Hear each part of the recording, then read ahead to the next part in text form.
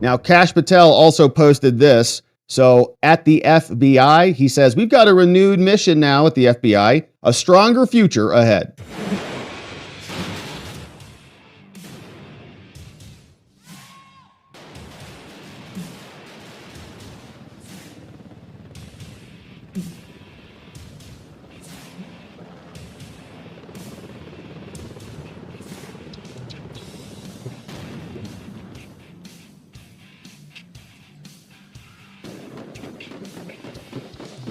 Go get them, boys.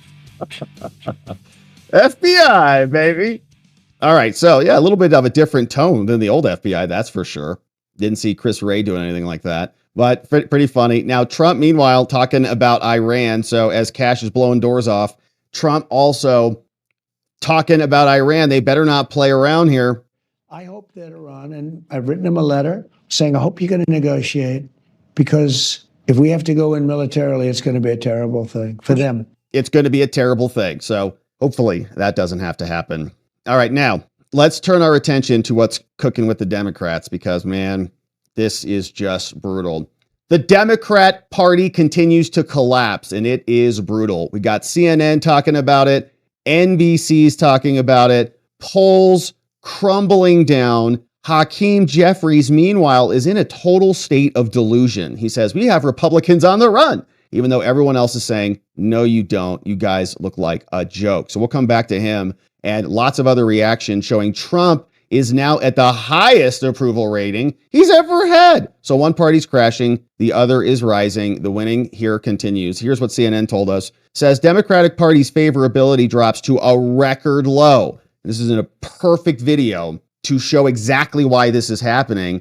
It's Jasmine Crockett full of. We'll skip it, of course. But the Democratic Party's favorability rating among Americans stands at a record low. This is a new CNN poll conducted by SSRS. Supporters are frustrated. Now, with many in the party saying publicly that their leader should do more to stand up to Trump, Democrats and Democrat-aligned independents say 57-42. Democrats should mainly work to stop the Republican agenda. Okay. So they're like, you're not fighting hard enough, and they're getting mad. The survey was taken days before they caved on the shutdown. All right. So these polls were already collapsing. You have to fight harder. And then they just caved and agreed with all the spending. So polls will probably continue to fall down. The majority's desire to fight the GOP marks a significant change in the party's posture. A prior poll said that a long time ago, they said that Democrats should work with Republicans, but that's not happening now. They're saying stop the Republican agenda. So they want a more obstructionist party. I don't know how that's going to work for them. So Democrats want that. They say Trump is too extreme. They like Alexandria Ocasio. They like Kamala Harris. They like Bernie Sanders. Someone said, who should come in next? Who should run again? 30% didn't offer a name in response. No one said, that's the problem. Alyssa Slotkin, she's ex-CIA or maybe current CIA. Ocasio-Cortez, they like her. And they're struggling, man. They Pete Booty, some of them. The CNN poll was conducted from March 6th to 9th, a random survey, and it's rough. So they're struggling on that one. NBC says the same. Democratic Party hits a new polling low while its voters want to fight Trump even harder. So CNN took theirs, NBC took theirs, says the Democrats have reached an all-time low. Just a quarter of registered voters, 27%, say that they've got positive views of the party. Wow, that's brutal. Less than a third. Just 7% say it's very positive. With these numbers, the Democratic Party is not in need of a rebrand. It needs to be rebooted, said some pollster. The slump is partially driven by fed-up Democrats, according to polling data, after they watched their party lose to Trump. Now in a reversal, they think that they have to hold the line. The poll illustrates the angst driving the backlash amongst Democrats. And here you can see the numbers. Asked among self-identified Democratic voters, should you make compromises with President Trump to gain consensus? April of 17 was 59%. Now it's 32. Look at that. Stick to their position. Now they say it's 65%. This is great news for us, by the way. The worst thing that would happen for the Republican Party, or it's not even the Republicans, it's Trump and MAGA, would be for the Democrats to come out and be like a Republican light, right? Like the sensible technocrats, like the empathetic, sensible technocrats, and who care about social issues, but are mostly libertarian, right? But they're not. In other words, find some justifications to march towards the middle. They're not doing it. They want to stay hardened in on the left, which is great. That's fine. Their policies are idiotic. They don't work. No one likes them. And their party seemingly is doubling down. Like the strong Democrats, which are the base, want them to fight harder. And the problem with that is that most people are recognizing that these polls and what people are doing are in favor. People support it, right? People are in favor of these changes. Here was a recent post from CNN explaining that it is popular what Trump and Elon are doing. CNN's Harry Anton joins me now to talk more about how people are feeling about when we're talking about the cuts that Doge is bringing about. How are they feeling? Yeah, this to me was one of the more shocking figures that I saw. Made me go, wait a minute, hold on one second. Whoa, Americans on Trump and Joe's efforts. Musk and Doge should influence government spending and operations. Look at this.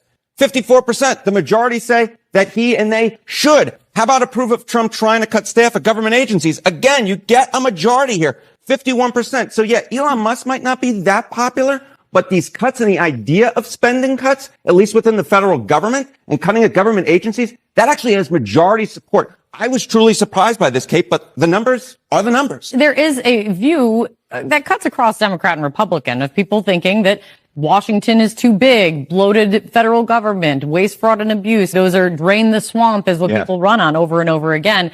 How do they feel? What do they think they're actually cutting? Yeah, what do they think they're actually cutting? Democrats want to argue that the type of spending that Musk is cutting is mainly necessary programs, but that comes in at just 36%. The wasteful spending actually wins the plurality here at 42%, according to a recent Washington Post Ipsos poll. And I think that is the reason why you see that when it comes to Musk and Doge, in fact, the majority believe he should have some influence because they believe, the plurality believe, that he is cutting wasteful spending, not necessary programs that Democrats are arguing. All right. Now, some of those polls look like they were from February, right?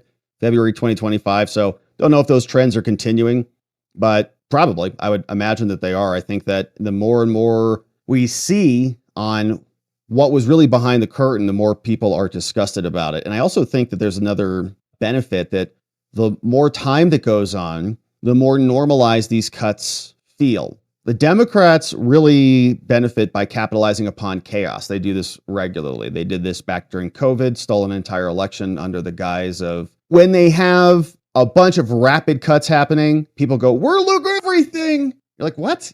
You don't even work for the government. You have a private business. You live in some other place. Nothing's going to change for your life at all. What are you talking about? Well, but my friends, your friends not either. Okay, everybody's fine. Just calm down. Then a couple months go by. Oh yeah, I guess everything is fine. Exactly what happened with X, actually. X, as soon as Elon took over, fired 80%. Everyone's like, this platform's going to die. And I remember it vividly. We're losing everything. He's an idiot. And now X is the most influential app of all of them. They're all trying to be like X. Facebook is launching Threads. Facebook is launching Community Notes, and so on. They're all trying to copy them now. So it is, I think, going to continue to show the cuts will support themselves. People will realize this was crying wolf, just like the Democrats do constantly. Putin's going to kill everyone. No, he's not. Trump is going to end democracy. No, he's not. Calm down. You're very dramatic. And I think the more and more people see it, the more it will settle in. So we just need a little bit more time. Time is on our side. Now, here is Hakeem Jeffries. Mediaite and others are mocking him into oblivion. Hakeem struggling to create a new path forward for Democrats, but he's a little bit diluted, saying we have the Republicans on the run. What are you talking about? On the run to what? The trophy store? To get more victory trophies? What are you talking about? Here's Hakeem. Okay, and this is pretty bad. All right, so hopefully this video is still here. Yeah, so this is pretty bad. This is the new Democrat leader. I think he's the party leader. He just got elected, and they brought in that little tiny dude who's going to be the deputy or the vice president or whatever. So this is the new leader, and this is their approach to new charismatic leadership, is to just put this dude in front of a camera and have him just read a script. 6 weeks on the job, Donald Trump is on the ropes. His economic approval rating is tanking, consumer confidence is down, and prices are up. No, they're not. He's the gaslighter in chief. We know he doesn't speak from a place of reality. Everybody on this call is working hard to hold Trump and the Republicans to account. And I'm working nonstop to win elections, including elections that are happening right now and throughout 2025, because that's how we can send a real message to Republicans. With that, Let me pass it over to Leader Hakeem Jeffries, who is helping pull Democrats together to lead What's the he charge doing? Okay. against Donald Trump and for American families. Take it away, Leader. Well, great introduction. He just read a little script that somebody wrote for him and then listen to Hakeem. Okay. We're going to win. I don't know. If they keep these two guys in charge, we're going to win for a century. Well, thank you so much. We have the Republicans on the run on three core issues. They are on the run in terms of the economy. In fact, Donald Trump and Republicans are crashing the economy in real time. Donald Trump gave one of the most divisive speeches by a president in American history. What are you doing? 100 minutes. And he barely spent any time on the economy. Why? Because it's collapsing on his watch. They made promises with respect to lowering costs. Costs aren't going down. They're going up. Inflation is going up. You know what's coming down? What? Donald Trump's poll numbers. Okay. Because he is mismanaging the economy and the American. Honestly, I feel like he's operating at a lower processing speed than everyone else. Is it just me? It feels like you're using an iPad from 4 or 5 years ago. Like you click and open that app and it'll open, but it just takes a little longer to get there and something's a little bit off. Why is this taking? Oh, it's a little slower than the other one. Yeah. Okay. That's okay. It still works. It's still a good device. It's still okay. It's just a little slow. So Republicans are on the run. Thank you, Hakeem, for that. All right.